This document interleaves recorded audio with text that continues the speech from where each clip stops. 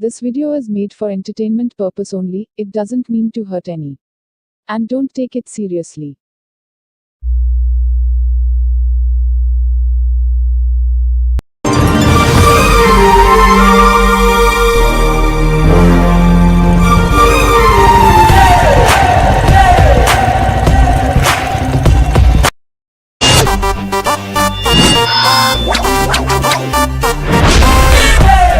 ರಾಜಕೀಯ ಪಕ್ಷಗಳು ಇದೀಗಾಗಲೇ ರಾಜಕೀಯ ಚುನಾವಣಾ ಅಖಾಡಕ್ಕೆ ಇಳಿದು ತಮ್ಮ ತಮ್ಮ ಶಕ್ತಿ ಪ್ರದರ್ಶನಕ್ಕೆ ಇಳಿದಿರೋದನ್ನು ನಾವು ಕಾಣ್ತಾ ಇದ್ದೇವೆ. ಈ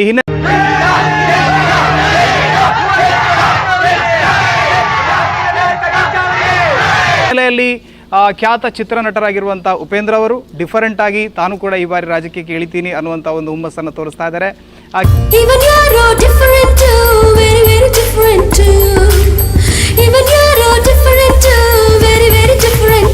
ಹೇಳ್ತಾ ಇದ್ರು ಕ್ಯಾಶ್ಲೆಸ್ ಅಂದರೆ ಕಾಸ್ಟ್ಲೆಸ್ ಅಂತ ಹೇಳ್ತಾ ಇದ್ದಾರೆ, ಇದು ವೋಟ್ಲೆಸ್ ಆಗ್ಬೋದು ಅಂತ ಹೇಳ್ತಾ ಇದ್ರು. ಸಂತೋಷ ಆಗಲಿ, ಅದೇನು ನಾವು ಅದನ್ನು ಬಯಸೇ ಇಲ್ಲ. ನಾವು note this point your honour.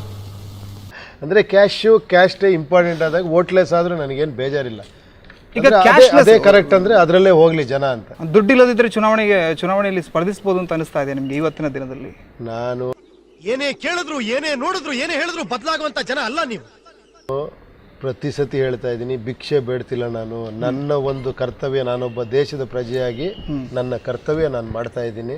ನನಗೆ ಸತ್ಯ ನಾನು ಓಪನ್ ಆಗಿ ಹೇಳ್ತಾ ಇದ್ದೀನಿ. ಓಟ್ ಕೇಳಕ್ ಬಂದವನಿಗೆ ಯಾಕೆ ಏನಿದ್ರು ಮಾಡಿಲ್ಲ, ಯಾವಾಗ ಏನೇನು ಮಾಡ್ತೀಯ ಅಂತ ಕೇಳೋ ತಾಕತ್ ಒಬ್ಬನಿಗೂ ಇಲ್ಲ.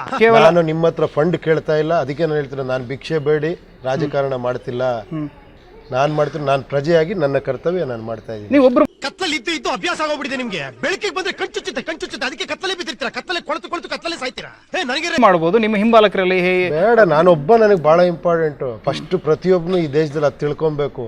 ನಾನೊಬ್ಬ ಈ ದೇಶದಲ್ಲಿ ನಾನೊಬ್ಬ ಎದ್ನಿಲ್ಲದೆ ಇಂಪಾರ್ಟೆಂಟ್. ಅವ್ನು ನಿಂತಿಲ್ಲ ಇವ್ನು ನಿಂತಿಲ್ಲ ಅನ್ಕೊಂಡು ಎಲ್ಲರೂ ಕೂತಿದ್ದೀವಿ. ಇನ್ನು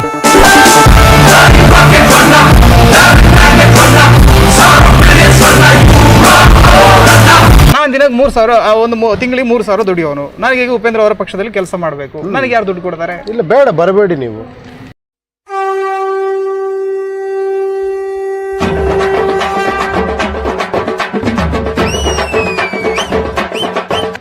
ನಿಮ್ಗೆ 10,000 ರೂಪಾಯಿ ದುಡಿಯೋ ಯೋಗ್ಯತೆ ಇಲ್ಲ, ನೀವು ಯಾಕೆ ಬರ್ತೀರಾ? ಆಡಿಸಿದಾತ ಬೇಸರ ಮೂಡಿ ಆಟ ಮುಗಿಸಿದ, ಸೂತ್ರವ ಹರಿದ ಬೊಂಬೆಯ ಮುರಿದ ಮಣ್ಣಾಗಿಸಿದ. ಯಾರೊಬ್ರು ಶಾಸಕರು ಈಗ ಉಡುಪಿಯಲ್ಲಿ ಒಂದು ಶಾಸಕ ಸ್ಥಾನಕ್ಕೆ ಸ್ಪರ್ಧಿಸ್ತಾ ಅಂತಾರೆ, ಆತನಿಗೆ ಬಿಜೆಪಿಯೋ ಕಾಂಗ್ರೆಸ್ನವರು ಒಂದು ಇಂತಿಷ್ಟು ಅಂತ ಅಮೌಂಟ್ ಕೊಡ್ತಾರೆ ಖರ್ಚಿಗೆ, ಚುನಾವಣಾ ಖರ್ಚಿಗೆ ಅಂತ. ಗೊತ್ತಾ ನಿಮ್ಗೆ ಕನ್ಫರ್ಮ್? ಕೊಡ್ತಾರೆ, ಖಂಡಿತ ಕೊಡ್ತಾರೆ. ಹೋಗಿ ಮತ್ತೆ ಅಲ್ಲೇ ಹೋಗಿ ಕೆಲಸ ನಿಂತ್ಕೊಳ್ಳಿ.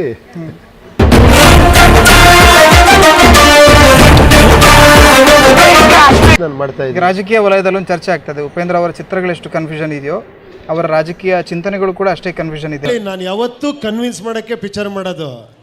ಏನಾಗ್ಬಿಟ್ಟಿದೆ ಗೊತ್ತಾ, ನಾವು ಎಷ್ಟು ಕನ್ವಿನ್ಸಿಂಗ್ ಇಂದ ಹೊರಗಡೆ ಇದೀವಿ ಅಂದರೆ ನಾವು ಯಾವಳ ಕನ್ಫ್ಯೂಷನಲ್ಲೇ ಇರೋದು. ಕನ್ವಿನ್ಸ್ ಆದ ಕೂಡಲೇ ಅದು ಕನ್ಫ್ಯೂಷನ್ ಅನ್ಕೊಂತಾರೆ ಆ್ಯಕ್ಚುಲಿ ಹೇಳ್ತಾರೆ. ಜನರಿಗೆ ಕ್ಲಿಯರಿಟಿ ಸಿಗ್ತಾ ಇಲ್ಲ. ನೀವು ಪಾರದರ್ಶಕತೆಯ ಬಗ್ಗೆ ಮಾತಾಡ್ತಿದ್ದೀರಿ. ಅದೇ ಪಾರದರ್ಶಕತೆನೇ ಬೇಕಾಗಿಲ್ಲ ಅನ್ನೋರಿಗೆ ಏನು ಕ್ಲಾರಿಟಿ ಸಿಗಲ್ಲ.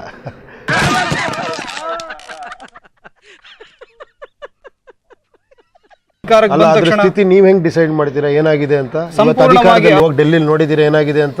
ಡಾಕ್ಯುಮೆಂಟ್ಸ್ ಇದೆಯಾ ನಿಮ್ಮ ಹತ್ರ? ಇಲ್ಲ, ಚಾನ್ಸೇ ಇಲ್ಲ, ನೋ ವೇ. ನನಗೊಂದು ಸತ್ಯ ಇರುತ್ತೆ, ನಾನು ನನ್ನ ಸತ್ಯದ ಬಗ್ಗೆ. ಜನ ಲೋಕಪಾಲ್ ಬಿಲ್ ಏನಾಯ್ತು?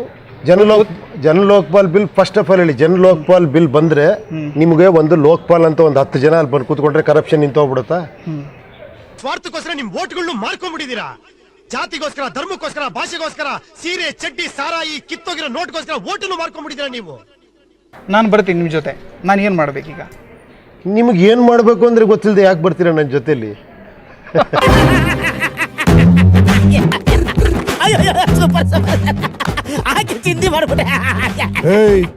ಯಾಕೆ ಇವತ್ತಿನ ಪತ್ರಿಕಾಗೋಷ್ಠಿಯಲ್ಲಿ ನೀವು ಒಬ್ಬರೇ ಕಾಣಿಸ್ಕೊಂಡ್ರಿ. ನಿಮ್ಮ ಹಾಗೆ ಹಾಗಾದ್ರೆ ಯಾರು ಚಿಂತಕರು ನಿಮ್ ಜೊತೆ ಜೋಡ್ಕೊಳ್ಳಿಲ್ವಾ? ನಾನು ಕರೆದೆ ಡೈರೆಕ್ಟ್ ಬನ್ನಿ ಸ್ವಾಮಿ ಚೇರ್ ಆಗಿ, ನೀವು ಬರ್ಲೇ ಇಲ್ವೇ?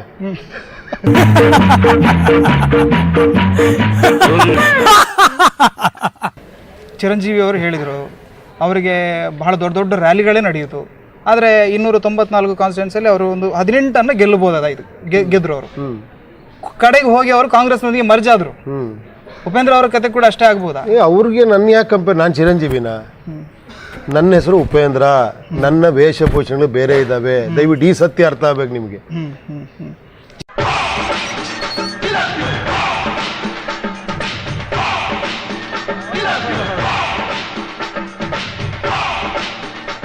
ನಿಮಗೂ ಡೌಟ್ ಇದೆ ಇಲ್ಲಿ ಬರೋದಕ್ಕೆ, ನೀವು ನಾಳೆ ಚೇಂಜ್ ಆಗ್ಬೋದು ಅಂತ ಡೌಟ್ ಇದೆಯಾ? ಖಂಡಿತ ನಿಮಗೆ ಡೌಟ್ ಇದೆ. ಡೌಟ್ ಇರೋರು ಬೇಡ ನನಗೆ.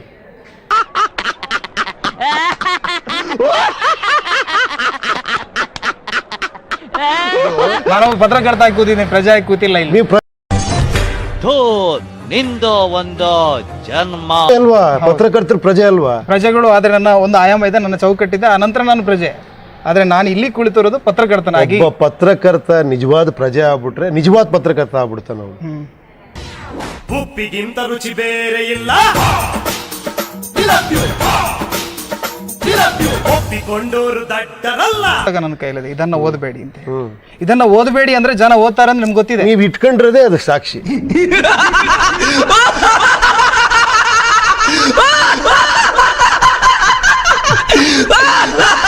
ನೆಗೆಟಿವ್ ಬೈಟ್ಸ್ ಇಡೋದು ಇಟ್ಕೊಂಡಿದಿರಲ್ಲ, ಇದೇ ನನಗೆ ಅನ್ನಿಸ್ತಾ ಇರೋದು. ನಾನಿಲ್ಲಿ ಇದನ್ನು ಓದಬೇಡಿ ಅಂದಿರೋದು, ಇದು ಹಣೆ ಬರನೂ ಇರ್ಬೋದು, ಈ ಬುಕ್ಕು ಇರ್ಬೋದು. ನನ್ನ ಹಣೆ ಬರ ಓದಬೇಡಿ, ಬುಕ್ ಓದಿ.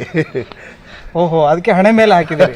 ಅಲ್ಲ ಬೇಡ ಅಂತ ನೀವೇ ಫಸ್ಟ್ ಹಾಕೊಂಡ್ಬಿಟ್ಟಿರೋದು. ಹಂಗಾದ್ರೆ ನಿಮಗೂ ಹಾಕಿದ್ದಾರೆ ನೋಡಿ ಅಲ್ಲಿ. ಇಲ್ಲ ಸರ್, ಹಾಕಿಲ್ವಾ? ನಿಮಗೆ ಕಾಣಿಸ್ತಿಲ್ಲ ಅಷ್ಟೇ ಅದು. ಆದ್ರೆ ಹೋರಾಟಕ್ಕೆ ನಮಗೆ ಯಾರನ್ನು ಕೂಡ ನೀವು ಮುಂದೆ ಗುರಿ ಮಾಡೋದಕ್ಕೆ ತಯಾರಿಲ್ಲ. ನಮ್ಮೊಳಗಿರೋ ಕೆಟ್ಟದ್ದು ಗಲೀಜೆಲ್ಲ ವಾಂತಿ ಆಗ್ಬೇಕು ಫಸ್ಟ್, ಆಮೇಲೆ ಕ್ರಾಂತಿ.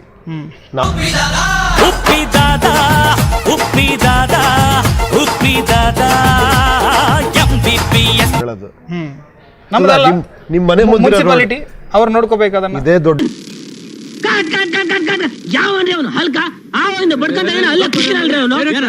ಚೇಂಜ್ ಮಾಡೋದಕ್ಕೆ ನಾನು ಒದ್ದಾಡ್ತಿರೋದು. ಯಾಕೆ ನಾನು ತೆರಿಗೆ ಕಟ್ತಾ ಇದ್ದೀನಿ ಹೇಳಿ, ನಿಮ್ಮ ಮನೆ ಮುಂದಿರೋ ರೋಡ್ ನಿಮ್ದು, ಮಾಡ್ಬೇಕು ಅವ್ನ ಕೆಲಸ, ನಾನು ಮಾಡೋದಲ್ಲ. ಈ ದೇಶ ನಿಮ್ದಲ್ಲ ಹಂಗಾರೆ, ಸರ್ಕಾರದ್ದು. ನಾವು ತೆರಿಗೆ ಕಟ್ತಾ ಇದ್ದೀವಿ, ಅದಕ್ಕೊಂದು ವ್ಯವಸ್ಥೆ ಇದೆ, ಅವ್ರು ಮಾಡ್ಕೊಂಡು ಹೋಗ್ಬೇಕು. ಕರೆಕ್ಟ್. 94 - God is great. ನಿಮ್ದಲ್ವಾ ಹಂಗಾರೆ ಈ ದೇಶ? ದೇಶ ನನ್ನದು, ರಸ್ತೆ ಇದೆಲ್ಲ ರಸ್ತೆ ನಿಮ್ದಲ್ಲ. ರಸ್ತೆ ಪ್ರತಿಯೊಂದನ್ನು ನೋಡ್ಕೊಳ್ಳೋದಕ್ಕೆ ಅದಕ್ಕೆ ಬೇಕಾದಂತ ವ್ಯವಸ್ಥೆಗಳಿದೆ, ಆ ವ್ಯವಸ್ಥೆಗಳೇ ಮಾಡ್ಕೊಂಡು ದೇಶ ನಮ್ದು, ರಸ್ತೆ ನಮ್ದಲ್ಲ.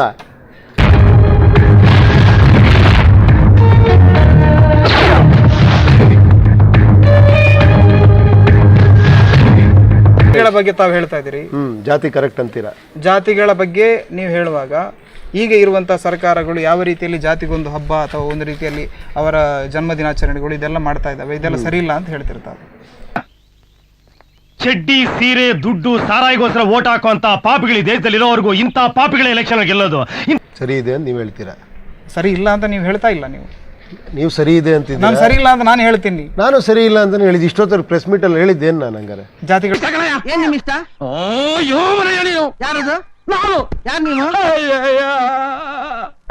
ನಾನು ಯಾರು ಅನ್ನೋದೇ ಮರ್ತು ಬಿಟ್ಟಯ್ಯ. ಒಳಗಾದಂತ ವರ್ಗಗಳ ಬಗ್ಗೆ ತಾವೇನ್ ಹೇಳ್ತೀರಿ? ತುಳಿಸ್ಕೊಂಬೇಡಿ ಅಂತ ಹೇಳ್ತೀನಿ. ಇಲ್ಲ, ಗೋಡೆ ಮೇಲೆ ಹಲ್ಲಿ ಇದೆಯಾ? ಇದೆ. ಅದು ಗಂಡ ಹೆಣ್ಣ? ಏನ್ರಿ ಇದು, ಬೆಳಿಗ್ಗೆ ಬೆಳಿಗ್ಗೆ ಒಂದು ವಿಕೆಟ್ ಬೀಳ್ಸ್ಬಿಟ್ರಾ? ಮತ್ತೆ ಭೇಟಿಯಾಗೋಣ. ನಮಸ್ಕಾರ. ತಂದೆ ತಾಯಿ ಸಮಾನ ಅಂತ ಎಲ್ಲ ಗುರುವರಿಗೂ ನಮಸ್ಕಾರ. ಅಣ್ಣ ತಮ್ಮದಿರಿಗೆ, ಅಕ್ಕ ತಂಗಿರಿಗೆ ಎಲ್ರಿಗೂ. 3 ಸ್ಟೇಜ್ ಮೇಲೆ ಬರ್ತಾ ಇದೀವಿ, ನಿಮ್ಮನ್ನೆಲ್ಲ ನೋಡ್ತಾ ಇದೀವಿ. ನಿಮ್ಮ ಆಶೀರ್ವಾದ, ಪ್ರೀತಿ, ಪ್ರೋತ್ಸಾಹ ಇದೇ ತರ ಕೊಡ್ತಾ ಇದ್ರೆ ಚೆನ್ನಾಗಿರುತ್ತೆ ಅಂತಂದ್ರೆ ನಮ್ಮಂತ ಚಿಕ್ಕ ಚಿಕ್ಕ ಕಲಾವಿದ್ರು ಸ್ವಲ್ಪ ಹೆಂಗೋ ಬೆಳ್ಕೊಂಡ್ಬಿಡ್ತೀವಿ.